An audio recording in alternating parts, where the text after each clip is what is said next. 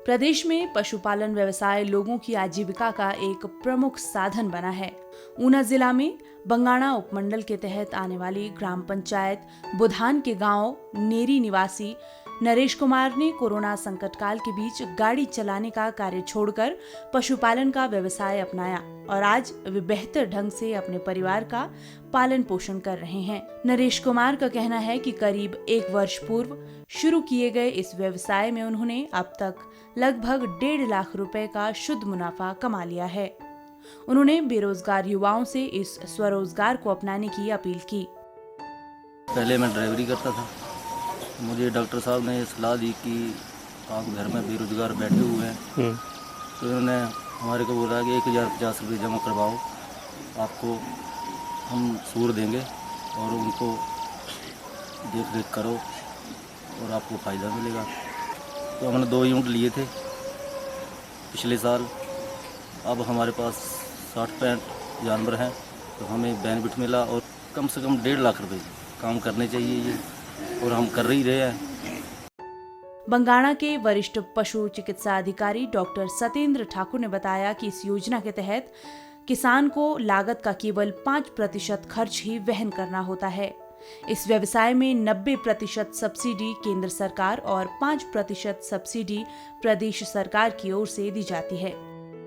तो मैं समझता हूँ कि सूर पालन की जो स्कीम हिमाचल प्रदेश सरकार लेके आई है, वो बेरोजगार युवाओं के लिए मील का पत्थर साबित होगी, क्योंकि इसमें इन्वेस्टमेंट बहुत कम है और प्रॉफिटेबिलिटी बहुत ज़्यादा है।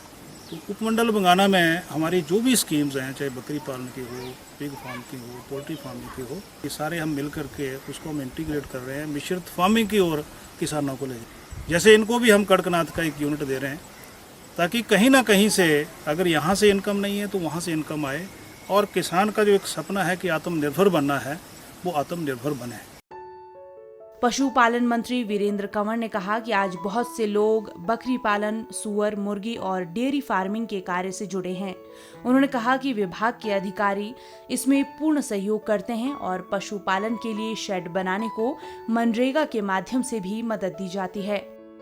बैकयार्ड पोल्ट्री में जो योजना है कि हम ऐसे 200 चूजे जो हैं वो किसानों को देते हैं, ताकि उसके माध्यम से वो अपने स्वरोजगार के साधन जो है वो गांव स्तर के ऊपर भी खड़े कर सकें। जो जिस बीपीएल श्रेणी में हम किसानों को पोल्ट्री उपलब्ध कराते हैं, गोट्री उपलब्ध कराते हैं, पिगरी उपलब्ध कराते हैं, अगर वो वास्तव में वो किसान बीपीएल में है, गरीब है, तो हम उन किसानों को जो है वो शेड भी मनरेगा के माध्यम से 1 लाख रुपए का बना करके विभाग जो है उस किसान को देगा।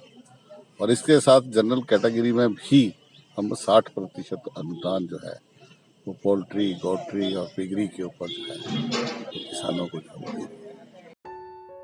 केंद्र व प्रदेश सरकार की कई ऐसी स्वरोजगार की योजनाएं हैं जिनका लाभ लेकर कोई भी आत्मनिर्भर बन सकता है। बस जरूरत है तो खुद को जागरूक करने की। डीडी न्यूज के लिए ऊना से अमित शर्मा की रिपोर्ट।